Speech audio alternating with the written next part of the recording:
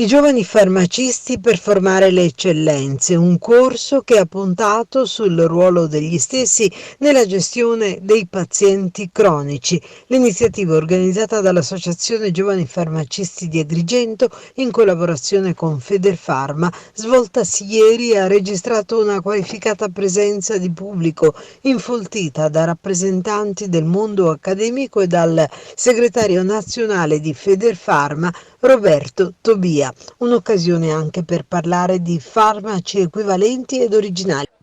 Il corso di oggi è stato fortemente voluto. Noi abbiamo da qualche anno fondato un network formativo che si chiama Formare l'Eccellenza, dedicato interamente alla formazione dei farmacisti, proprio perché crediamo che il farmacista di oggi debba essere formato e soprattutto debba sapersi confrontare con tutto ciò che è l'attualità. E il tema della gestione della cronicità e dell'aderenza terapeutica è oggi il tema di grande attualità, è la sfida del presente, perché ci troviamo di fronte a una popolazione che invecchia, soprattutto questo tipo di sfida è importantissima nelle aree rurali.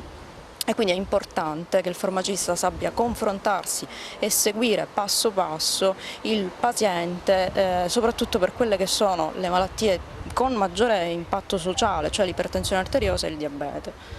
Qual è il rapporto quindi tra le indicazioni che possono venire dal medico e quelle che possono venire da un farmacista rispetto alla gestione della malattia cronica? Di grande collaborazione e sicuramente di scambio, perché è proprio nella sinergia, nel coordinarsi che si ottengono i risultati migliori e si può essere più d'aiuto a chi viene costantemente in farmacia e si rivolge al farmacista come centro, come punto di riferimento. C'è un dibattito molto aperto tra farmaci generici e non. Qual è effettivamente la realtà? La realtà è la veridicità del principio attivo, quindi oggi c'è un mercato che è cambiato e oggi chiaramente l'equivalente ha sempre più un suo peso. Il farmacista nella gestione della cronicità è un ruolo fondamentale, lo sarà sempre di più anche alla luce dei recenti provvedimenti legislativi relativi alla farmacia dei servizi. Di fatto il farmacista è il primo interlocutore del paziente, la farmacia è la porta d'ingresso del cittadino nel mondo della salute e quindi ancor più nelle realtà distanti dai grandi centri, ma come lo stesso avviene nelle città, la gente va in farmacia per avere un supporto non solo professionale da parte di un professionista preparato che può svolgere un ruolo importante nell'aderenza alla terapia, ma anche spesso per avere un semplice consiglio. Da questo punto di vista quello su cui puntiamo è certamente riscoprire un ruolo professionale che dia la possibilità ai pazienti di essere aderenti alla terapia. L'adesione alla terapia ci dà anche un risparmio dalle casse dello Stato, un risparmio importante, producendo dei risparmi veramente rilevanti, perché è dimostrato da dati scientifici e ancor più sarà dimostrato da evidenze scientifiche di prossima pubblicazione come il farmacista possa influire sull'aderenza alla terapia, migliorando quindi dando la possibilità al cittadino di curarsi meglio e allo Stato di risparmiare in maniera sostanziale.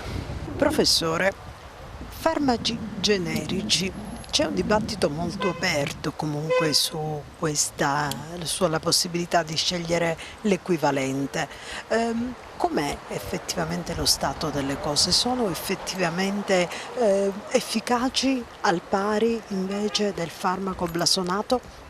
Beh, la risposta è sì, ma sì perché non solo perché sono stati approvati da enti internazionali che ci dicono che sono sovrapponibili per efficacia e sicurezza, ma anche perché ormai da almeno 50 anni negli Stati Uniti si spinge verso i farmaci generici perché si è assicurati e quindi l'assicurazione a parità di efficacia preferisce investire sui farmaci generici perché se io sono assicurato e il farmaco non funzionasse, l'assicurazione pagherebbe i danni dovuti al mancato azione terapeutica. Però io credo che nel nostro paese ci sia un problema più grande. Le faccio un esempio. Da poche settimane negli Stati Uniti è stato approvato un farmaco rivoluzionario che permette a delle persone, bambini, con una malattia rara, mortale entro 2 anni, di vivere. E sono bambini che non alzerebbero la testa, dopo poche settimane avrebbero bisogno della respirazione artificiale per arrivare a vivere 2 anni. Il costo di questo farmaco rivoluzionario, una sola iniezione che permetterà al bambino di sopravvivere costa 2,15 milioni di dollari. Ora, se io come sistema sanitario nazionale dicessi tu non ti devi curare, discriminerei una persona. Allora io dico che tu ti devi curare, ma devo trovare 2 milioni e rotti di dollari per curarla. Bene, ma questo è per un farmaco raro. Noi oggi abbiamo una popolazione che invecchia e se questa popolazione finisce in un ospedale riceve tutto gratis nel nostro paese. Noi abbiamo un sistema sanitario nazionale criticabilissimo ma che garantisce a tutti, anche coloro che non hanno disponibilità economiche, di avere lo stesso trattamento che avrebbe una persona ricca. Ma questo sistema costa. Se io posso risparmiare da qualche parte, devo risparmiare.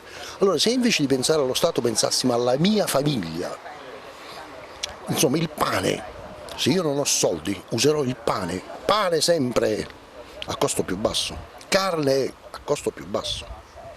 Perché? Perché quei soldi che risparmiano mi permette di arrivare alla fine del mese, magari mi permette di mandare i figli a scuola, mi permette di sostenere qualcosa di diverso, che mio figlio una volta laureatosi magari per alcuni anni sarà ancora a mio carico perché non ci sono posti di lavoro. Allora io penso che sia un problema etico, se io ho un farmaco a parità di efficacia devo usare quello, però c'è un problema. E qua faccio una domanda a lei, che è una bella signora, se le regalasse suo marito una borsa di Louis Vuitton, sarebbe contenta? Certamente. Enormemente. Preferirebbe la borsa di Louis Vuitton a qualsiasi altra cosa. Se suo marito le regalasse una borsa a un prezzo enormemente minore sarebbe meno contenta, ma quelle due borse sono uguali per quello che debbono fare. La verità è che tutto ciò che costa molto nella nostra immaginazione vale di più.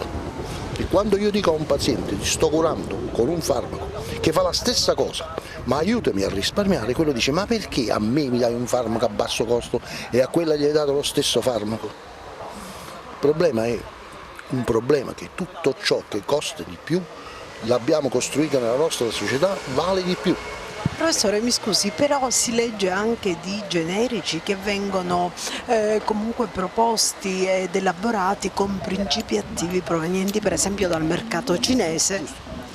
Ora, credo che tutti quanti noi ci siamo trovati a trovare, andando a comprare qualcosa, made in China, made in China, made in China. Perché? Perché vengono venduti i prodotti cinesi? Li compriamo? Perché la produzione di questi farmaci costa molto di meno perché costa molto di meno l'operaio. Ma i farmaci griffati che noi abbiamo, griffati, cioè quelli che noi paghiamo di più, le materie prime vengono mandate in Cina, vengono fatte in Cina perché costano di meno. D'altro canto, se io posso avere un prodotto a costo minore, io produco quel prodotto a costo minore. Ora ci sono delle autorità che vigilano su questo e quindi molto spesso voi sentite l'AIFA ha imposto il ritiro di certi farmaci. Perché tutti questi ritiri? Perché i controlli sono continui, costanti e se voi andate a vedere quali farmaci sono stati ritirati trovate che sono sia generici che i griffati.